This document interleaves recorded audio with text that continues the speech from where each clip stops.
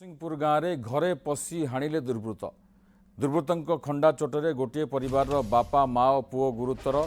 दिगपहंडी डाक्तखाना भर्ती। आज सन्धार 5 जन युवक खंडा धरी गाँवर डंबरू सेठी परिवार उपरे एभली आक्रमण कर आक्रमण पर कौन सूत्रु खबर पाई घटनास्थल में पुलिस पहुंची आहत मान उद्धार कर मेडिकल भर्ती करथिला। दिगपहंडी दुर्बृत्तों आतंकराज जोगु लोके भयभीत हो पड़ते क्यों कारण डंबरू परिवार को एभली आक्रमण होईछि आक्रमण पछरे केउ मानकर संपृक्ति अछि तार खोलताड़ चलाइछि पुलिस।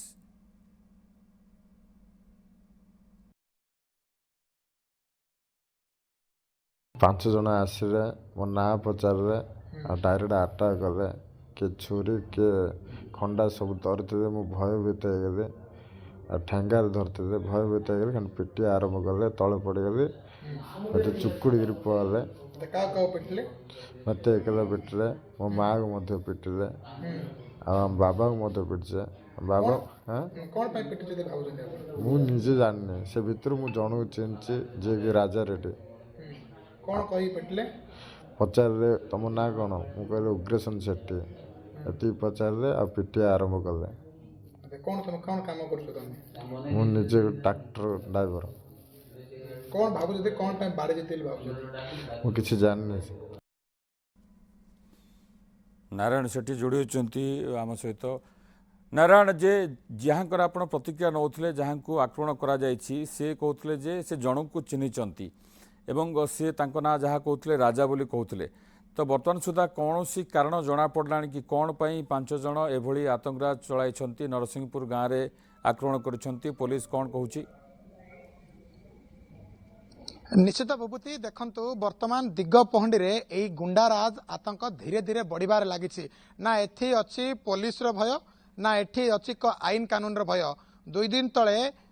कांडसर ग्राम रे घरे पसी एक युवक खंडारे 3 जन लोक को आक्रमण करथिले एवं जने एबे मध्य कटक रे चिकित्सा होतिला बेले से 2 दिन पर पुणी एई नरसिंहपुर गाँव रे घटना रिपीट होइछि एठी पुलिस रो भय अच्छी ना एठी आईन कानून रो भय अच्छी। जदि आमे कहिबा नरसिंहपुर घटना कथा आलोचना करिबा ना एठी जेतेबेले जे थिले आपण जो प्रतिक्रिया रखुतिले उग्रसेन सेठी तांको सान भाई सहित कैठोड़ारे जनक सहित पाटितुंड होइतिले राजा सेठ जो राजा रेड्डी रहितिले तांको सहित पाटितुंड होइतिले जेतेबेले पाटितुंड होइतिले तांको आक्रमण मध्य करथिले सान भाई को जेतेबेले आक्रमण करी थाना रे एतला देबाको आस्तिले सेतेबेले प्रतिशोध परायण होई राजा रेड्डी एवं किछि लोक 4 ରୁ 5 जन तांको गाँव रे पसी नरसिंहपुर गाँव रे पसी तांको बड़ भाई तांको बापा तांको माँ को आक्रमण करछंती खंडा धरी एवं बाड़ी धरी एवं विभिन्न प्रकार मारणास्त्र धरिकी आक्रमण करछंती एवं सबुठु गुरुत्वपूर्ण कथा होची गाँव रे 5 लोक आसी आतंक करछंती किंतु ग्रामवासी माने भयभीत होई एमानकु उद्धार करिया पाई जाउनती किंतु भाग्यवशतः एठी कोनोसी कारणरू पुलिस पहुंची 3 लोक को उद्धार कर दिगपहंडी मेडिकल नहीं दिगपहंडी मेडिकल रे चिकित्सा पर ब्रह्मपुर मेडिकल नहीं जाइए किंतु जदि आमे कारण देखा विभूति ना आमे पुलिस को आलोचना करूँ एवं तांको जो सान भाई थे सहित मुझे आलोचना करूँ ना कौन कारणरू किसी टंकार नियंत्रण कथा भितर रहस्य आसूची ये जो ट्रैक्टर ड्राइवर रही है ट्रैक्टर को लेकिन ट्रैक्टर काम को लेकिन कौन बाकी रही है बाकी टंका को नहीं प्रथम पातितुंड एवं पर ए जो विभिन्न प्रकार जो आक्रमण होता कथा सामना आसूची किंतु वर्तमान तो थाना पहुंची मामला पुलिस तदंत करुच्ची खूब शीघ्र पुलिस ही सूचना देव प्रकृत में ए टंकार नियंत्रण पर आक्रमण होती ना भितर आउ किछि रही कारण ता पुलिस ही सूचना देव विभूति से राजा जी सी कौन करती जहाँ को जी कह घटनार मुख्य अभियुक्त जी